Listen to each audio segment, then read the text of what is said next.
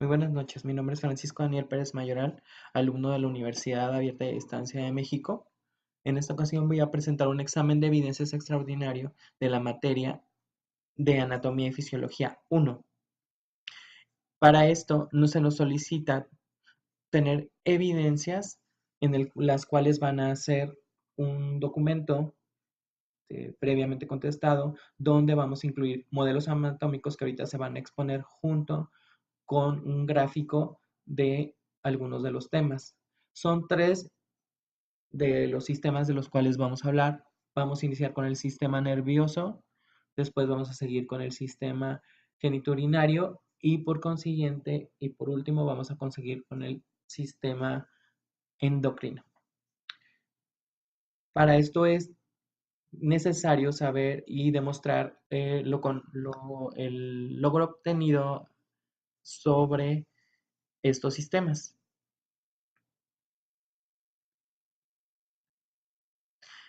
Bueno, vamos a iniciar con el sistema nervioso. El sistema nervioso, como tal, se encuentra se constituye por células, las cuales son las neuronas. Estas neuronas conforman un grupo de red, la cual comunica y da órdenes al organismo, así como también las sensaciones como sentimientos, deseos, en los cuales se incluye el apetito y en muchas ocasiones en muchas ocasiones esto también tiene que ver con lo referente al área de nutrición. Así es que tenemos también que encontrar dentro de este sistema lo que una generalidad en la cual se involucra, ¿no? Este sistema nervioso está constituido por el encéfalo y el encéfalo tiene cuatro partes, de las cuales voy a hablar a continuación. Bueno, y de las partes de las que hablaba son el cerebro, el diencéfalo, el cerebelo y el tronco encefálico. Entonces, a continuación, voy a hablar específicamente del cerebro y las partes de este, por las que están compuestas. El cerebro tiene varios lóbulos y estos lóbulos son el lóbulo frontal, el parietal, el temporal y el occipital. Aparte, ahí mismo encontramos la protuberancia, el bulbo raquídeo y el cerebelo, que está en la parte trasera. El lóbulo frontal, por ejemplo, se encarga de situaciones motoras y de lenguaje. El, por otro lado, entonces, este lóbulo se encarga de cuestiones de gusto y sensitivas, que está aquí. En el caso del lóbulo occipital, se encarga de, que es todo lo visual.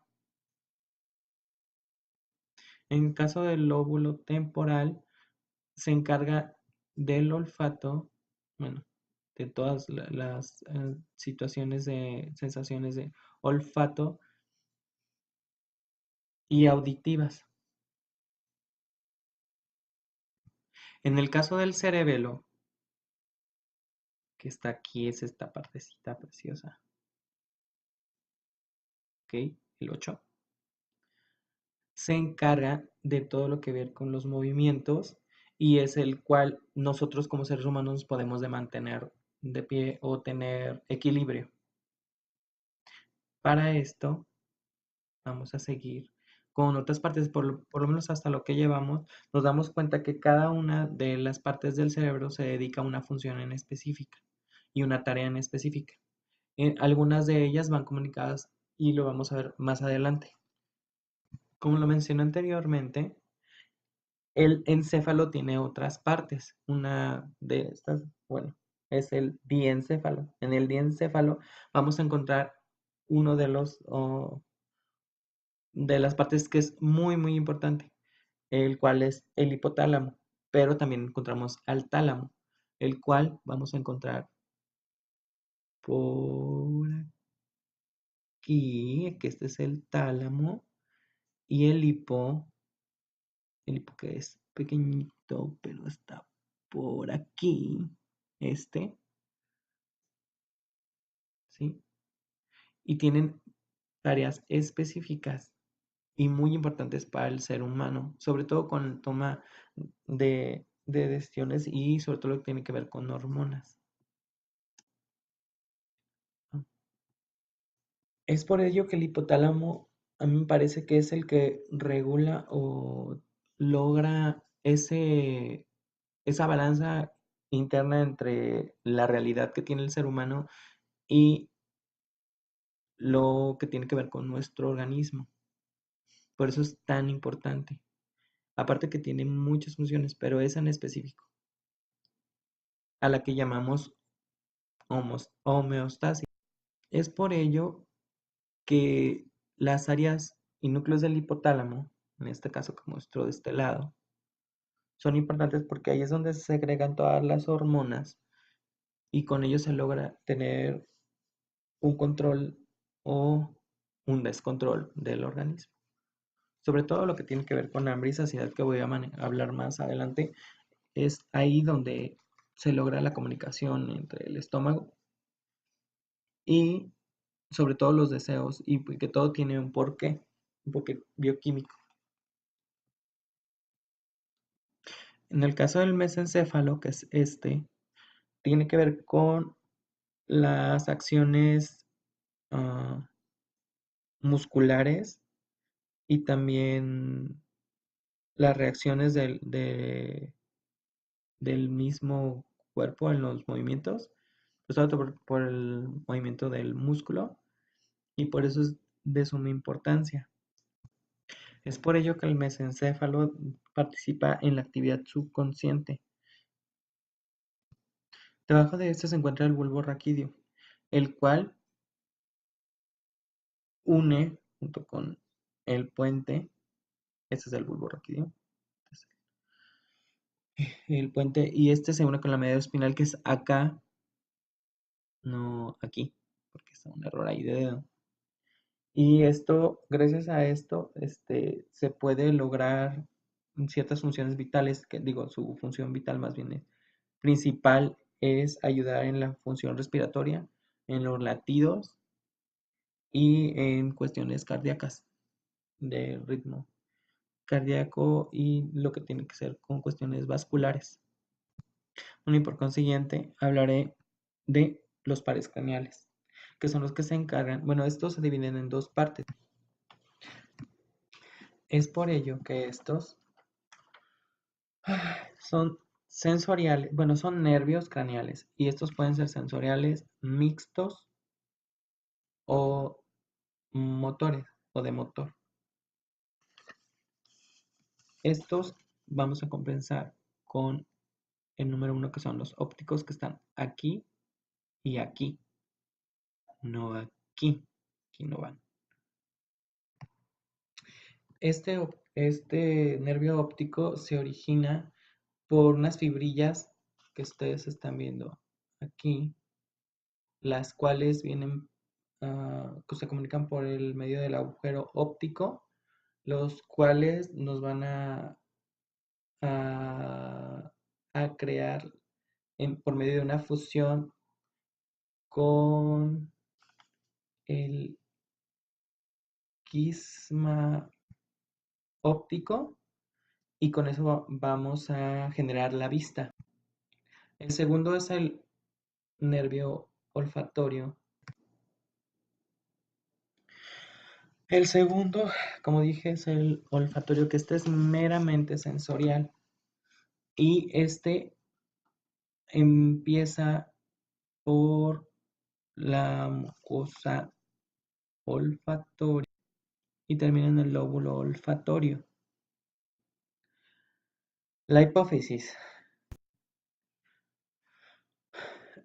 es una glándula que se encuentra en la parte inferior del cerebro. Esta no, quizás no sea un nervio, pero es importante y se encuentra dentro de los pares craneales. Y bueno, asimismo voy a dar una descripción. Esta está fijada en la silla subturca, la cual es una cavidad que se encuentra en el hueso esfenoides y mide en promedio 12 por 8 milímetros y pesa 0,5 gramos.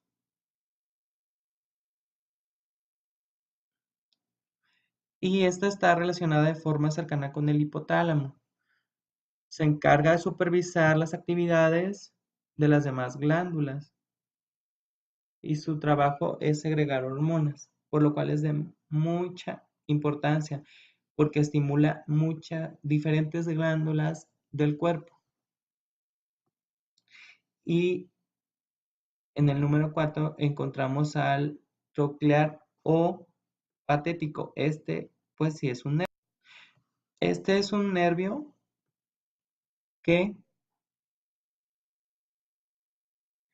de tamaño pequeño que tiene una función motora, ya que inerva al músculo oblicuo superior del ojo. Esto permite la rotación del ojo inclinado en un plano vertical, mirando hacia abajo y hacia arriba. Y la rotación del plano de la cara. Y en el número 6 vamos a ir con el puente de Barolio, que es o puente troncoencefálico o protuberancia. Es la porción del tronco del encéfalo que se ubica entre el bulbo raquídeo y el mesencéfalo. Tiene como función conectar el mesencéfalo y el bulbo raquídeo con las estructuras superiores o ambos hemisferios del cerebro y el cerebelo, que está acá.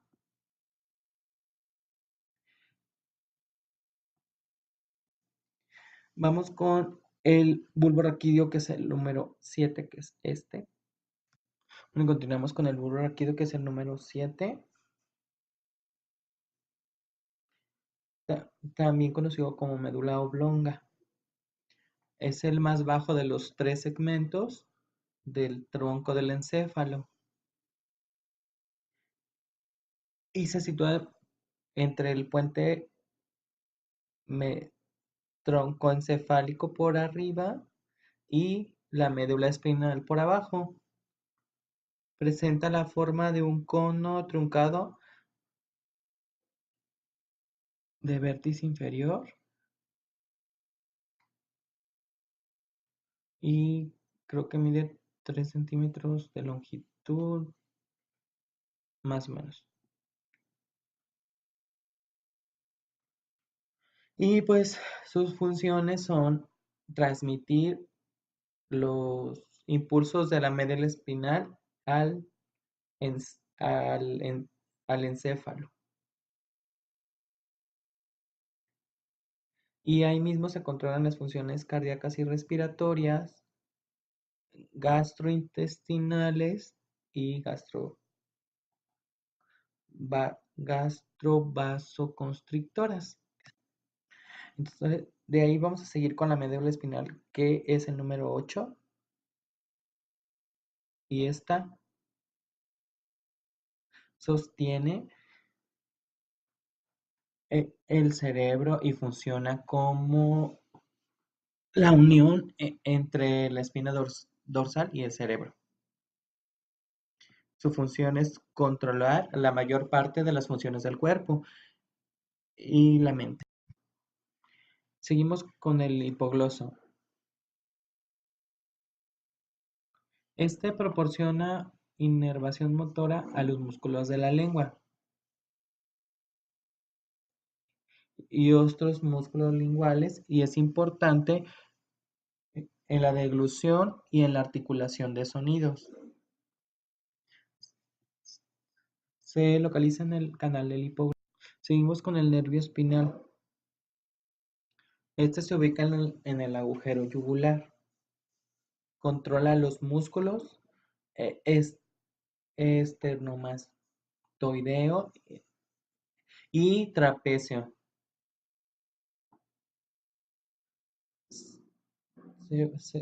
Se superpone con funciones del vago y los síntomas de su daño incluyen incapacidad para mover los hombros y debilidad en los movimientos cefálicos. El neumogástrico o vago se localiza en el agujero yugular. Proporciona inervación a la mayoría de los músculos laringeos y a todos los músculos faringeos, excepto el estilofaringeo.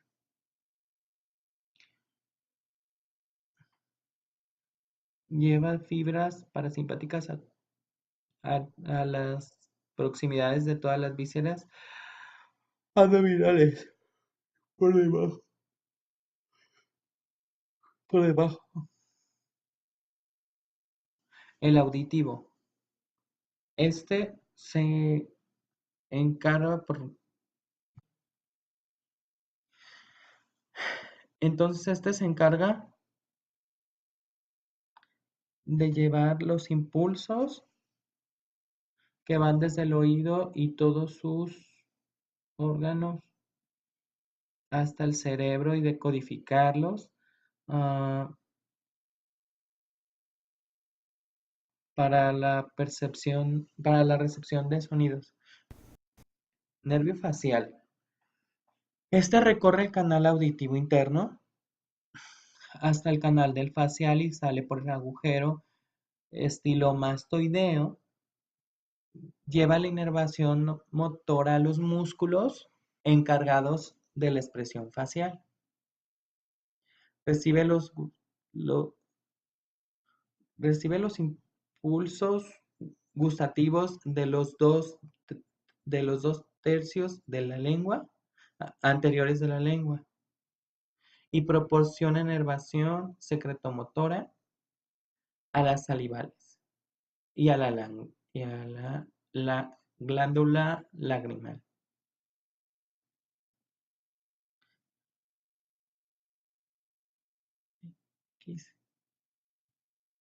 Nervio trigémino. Se ubica en la fisura orbital superior y percibe la información sensitiva de la cara e inerva los músculos de la masticación. Bueno, a continuación les presento o les muestro mi gráfico sobre la regulación del sistema ah, hambre-saciedad. A corto o largo plazo. Ah, hay factores orexigénicos y factores anorexigénicos. En los factores orexigénicos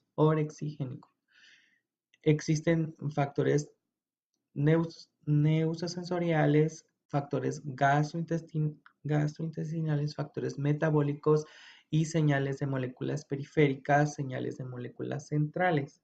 ¿Qué es todo esto? Pues los factores neurosensoriales es cuando esta persona tiene hambre y bueno, tiene que ver mucho con la cuestión de lo que los receptores externos como la visión, el olfato y el gusto. Y luego este también tiene que ver con que el estómago ya comunicó algo por medio de una enzima y genera una contracción rítmica gástrica que es el deseo de comer. Entonces esto se expresa por medio de los receptores externos, pero también tiene que ver con una cuestión metabólica por el nivel de glucemia. En este caso es, por ejemplo, que tuviéramos una glucosa baja y se manda un receptor que crea esto y debido a señales periféricas que generan, por ejemplo, la grelina es la que va y comunica al cerebro que necesita de esto y esta va desde el estómago. Entonces, esta va a las señales moleculares centrales que se generan la noradrenalina, la serotonina y los endocannabinoides. que tienen que ver mucho con la cuestión de las adicciones. Entonces, esa necesidad de, de comer, ¿no? Ese impulso. Pero, por ejemplo, del otro lado vemos los efectos anorexigénicos y los factores que tienen los factores gastrointestinales, factores metabólicos y las señales moleculares. A diferencia de los otros, si notamos acá son más cortos todos los efectos que conllevan allá la anorexigenia, que tiene que ver con la saciedad.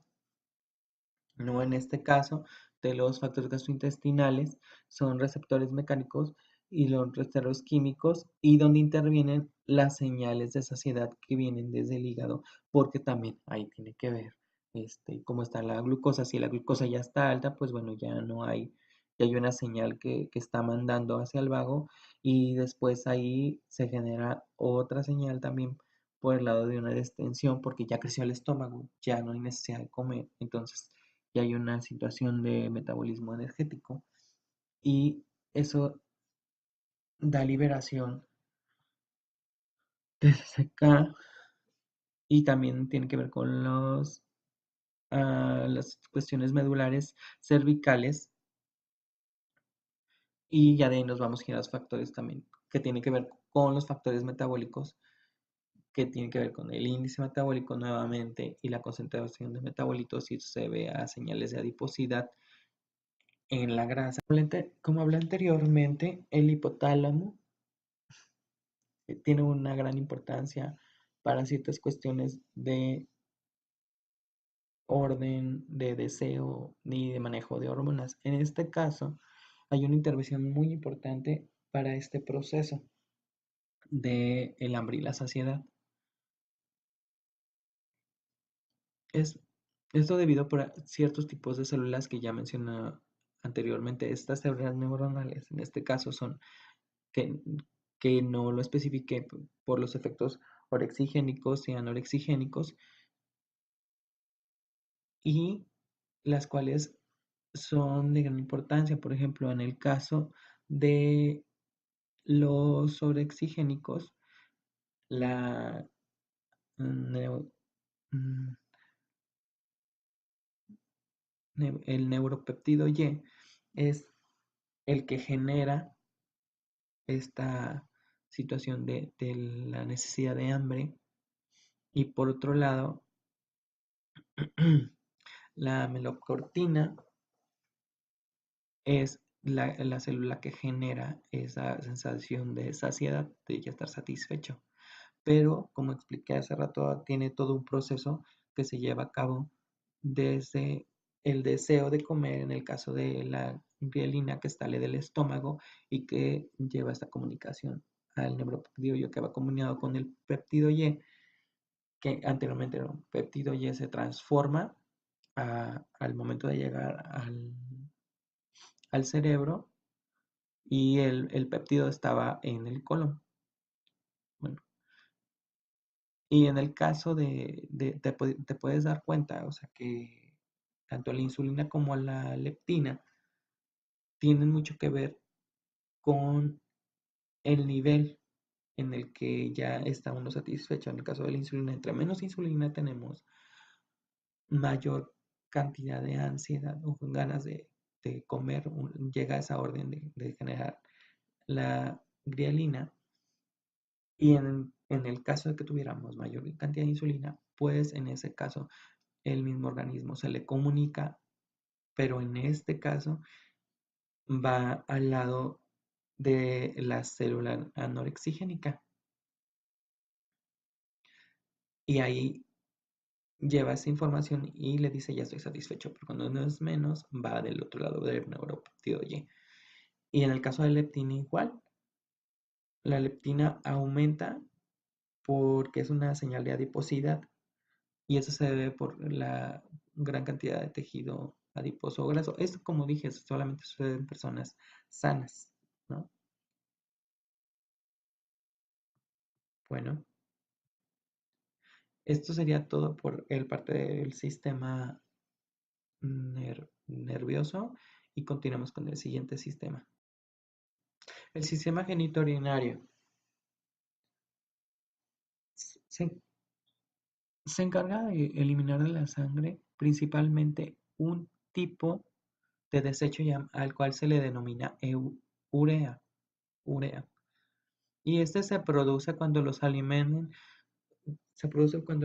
que contienen proteína principalmente, como la carne de res, ave y algunos vegetales, se descomponen en el cuerpo. La urea se transporta a los riñones a través del torrente sanguíneo.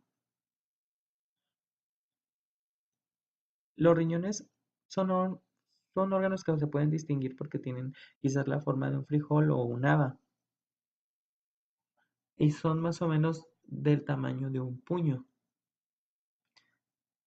Se localizan por la parte media de la espalda, justo debajo de la caja torácica.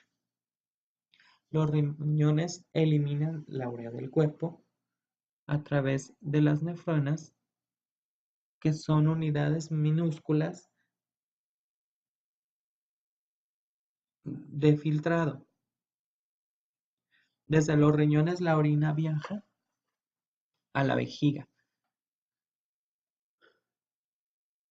por dos tubos llamados uréteres. Y estos tienen de 8 a 10 pulgadas de largo. A continuación voy a mostrar el modelo que se hizo y más o menos es lo que te da a entender, como se mencionó aquí. Y aquí vamos a ver los uréteres que llegan a la vejiga y de ahí a la uretra para salir la orina del cuerpo. Para generar toda esta función del organismo de la orina, la principal o el principal aporte que tiene el órgano es el riñón. Dentro del riñón, como mencioné hace rato, contiene un cáliz, pero dentro de ese cáliz hay una médula.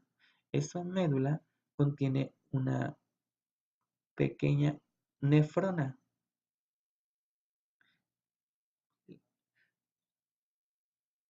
la cual es la unidad estructural y básica del riñón, responsable de la purificación de la sangre. Su principal función es filtrar la sangre para regular el agua y las sustancias solubles y absorbiendo solamente lo que sea necesario y excretando el resto como orina. Estas están situadas principalmente en la corteza renal. Cada riñón contiene alrededor de 1 millón o la estructura del nefrona es compleja. Se compone, se compone de un corpúsculo renal en comunicación con un túbulo renal. El, el corpúsculo renal de Malpighi es una estructura esferoidal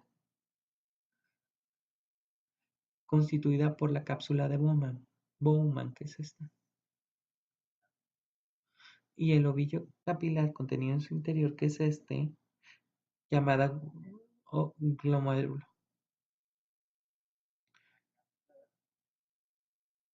La cápsula revestida por un epitelio aplanado procede por dos aberturas. El polo vascular a- a- a- es por donde penetra la arteriola aferente y emerge la arteriola eferente. Y el polo urinario que comunica con el túbulo renal. Entre la cápsula y el ovillo glomerular se extiende el espacio urinario, donde se recoge el ultrafiltrado plasmático. A continuación voy a explicar por medio de un gráfico este proceso de una manera más detallada. La fisiología renal. Esta se da en el riñón, como explicamos anteriormente. Los riñones tienen como función principal regular, no tienen la función principal regular la osmolaridad y el volumen de líquidos corporales, regular el equilibrio ácido-base, y el de los electrolitos, conservación de nutrientes, excreción de residuos metabólicos y xenobióticos, regulación de la presión arterial, la glucogénesis y, y la presión endocrina. Bueno, en este caso, aquí en el gráfico vamos a observar cómo la nefrona que está aquí tiene esta estructura que vemos aquí. Este es un zoom, bueno, dando a entender todo el proceso que lleva. Y anteriormente ya hablé de algunas partes de la nefrona, ¿no? Pero vamos a explicar, por aquí es donde es el conductor colectivo de la reabsorción del agua que controla por las hormonas para la formación de orina. Ese sería como por donde saldrá. Como anteriormente lo vimos, pero aquí ya no se ve en el gráfico, aquí debe de haber arterias y venas con las que se va a comunicar para la filtración de la sangre. Está en el glomérulo. Pero este glomérulo se encuentra dentro de la cápsula de broma. Bueno, es por ello que lo que es muy importante mencionar es la cantidad de agua que tiene una reabsorción cuando una persona está sana, que es alrededor del 65%, el 15%, el 10% y el 9.3%. ¿Y a qué se debe todo esto? Bueno, estas reacciones son tanto isotónica, hipotónica e hipertónica. Hiper, que ya sabemos quiere decir mucho. Y si notan aquí, en donde está la asa de Helen, eh, es donde se encuentra la entrada de urea. Nada más aquí es donde entra urea. Y por eso aumenta la cantidad de iones en, en el plasma. Entre más cantidad de iones haya, pues más difícil será el encontrar agua. Como en este caso aquí que es isotónica y hay una reabsorción de agua y es por eso que es posible esa facilidad de reabsorción. Esto es lo que igual ayuda a filtrar en la sangre todos estos residuos por la reabsorción de agua y solutos en el tubo contoneado. Y por ejemplo, en el tubo contoneado proximal hay una secreción y reabsorción de iones. Y aquí es donde podemos ver que es hipotónica, o sea que baja la cantidad de iones en el plasma. Y por ejemplo, aquí el 9.3%, que es lo más bajo de reabsorción de agua que hay, porque aquí aumenta la cantidad de iones, que finalmente es donde se excreta la, el agua, digo, la orina para salir, que ya hizo su trabajo la nefrona y que va a salir por aquí para ir a la vejiga y después a la uretra y por fin salir. ¿Vale? Por eso es importante que el transporte activo, se sepa que el transporte activo solo bueno, comúnmente contiene cloro, sodio y potasio. Y bueno, se elimina aproximadamente 1.4 litros de orina al día. La orina normal contiene 95% del agua y el 2% de minerales y el 3% de urea y ácido úrico y aproximadamente 20 gramos de urea por litro. Cerca de la mitad de los sólidos son urea. Es principal producto de degradación del metabolismo de las proteínas. Esto no quiere decir que incluya proteínas, sino todo lo que no nos sirve y que es lo correcto que debe salir. El resto incluye nitrógeno, cloruras, tiroides, fósforo, amonio, creatinina y ácido úrico, ¿sí? Creatinina, perdón. Sería normal que dentro de estas nefronas, al momento del filtrado, llevara otro tipo de proteínas complejas o grandes. Quiere decir que está fallando nuestro riñón. Desde ahí ya hay un problema. Y eso pasa cuando hay daños o patologías ya. En el caso de que pudieran extraerse algunos nutrientes, nutrimentos, entonces ya hay una falla renal. Bueno, eso sería todo por el sistema renal o genitourinario. Continuamos con el siguiente sistema. Bueno, ahora vamos a hablar del sistema endocrino, o también conocido como sistema de glándulas de secreción interna, que es un conjunto de órganos y tejidos del organismo que segregan un tipo de sustancias llamadas hormonas. Estas, estas hormonas son liberadas al torrente sanguíneo y regulan algunas de las funciones del cuerpo.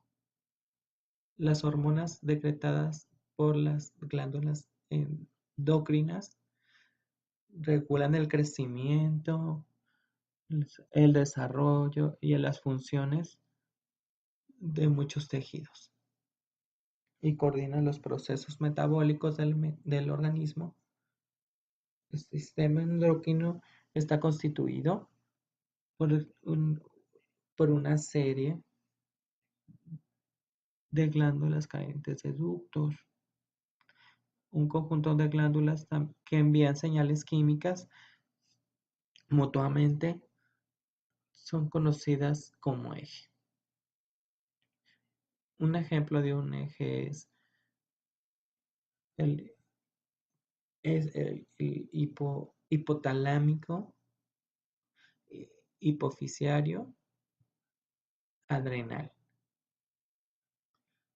Las glándulas más representativas del sistema endocrino son la hipófisis, la glándula tiroides y la suprarrenal.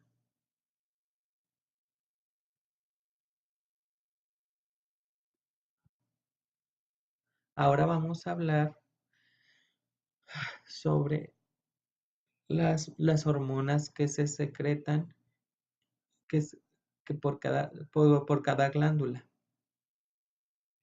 El hipotálamo. Comencemos en el cerebro. Libera, libera la hormona liberadora de tirotropina, la dopamina, la, la hormona liberadora de somatropina, la de somatostatina, hormona liberadora de gonadotrofina, hormona liberadora de corticotropina, oxitocina y la sopresina. La glándula pineal y secreta melatonina que actúa como antioxidante del organismo y regula los ciclos de sueño y la iniciación de la pubertad. Dimetiltriptalina que regula el sueño y actúa sobre experiencias de tipo místicas. La hipófisis y la adenohipófisis secretan hormona de crecimiento que regula el crecimiento. La, la hormona estimulante de la tiroides que favorece la absorción de yodo por parte de las glándulas tiroideas. La hormona fólico-estimulante, que en las mujeres estimula la maduración de los folículos y en los hombres la espermatogénesis. La hormona luteinizante es la encargada de generar la ovulación en las mujeres y en los hombres estimula la síntesis de la testosterona. La prolactina es la hormona encargada de mediar el organismo y de liberar la leche de la glándula mamaria. La hipófisis posterior secreta o- o- o- oxitocina, en, en la que las mujeres durante el parto estimulan la contracción de los músculos y en los hombres facilitan la eyaculación. La vasopresina actúa favoreciendo la absorción de agua en los riñones. La hipófisis media secreta hormona estimulante de melatocitos que regula la liberación o síntesis de melanina y melanocitos en el cabello y la piel. La glándula tiroides secreta trillodotironina y tiroxina que, que estimulan el consumo de oxígeno y de energía. Y la calcitonina es la que trabaja sobre la construcción de los huesos. El páncreas. Ahí secreta insulina y glucagón. Es la encargada de transportar la glucosa al torrente sanguíneo, el hígado y los músculos. El glucagón aumenta los niveles de azúcar en la sangre.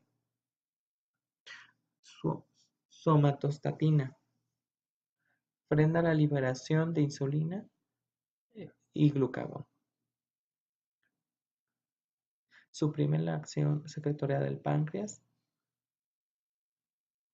El polipéptido pancreático regula los niveles de glucógeno hepático y la función secretora pancreática.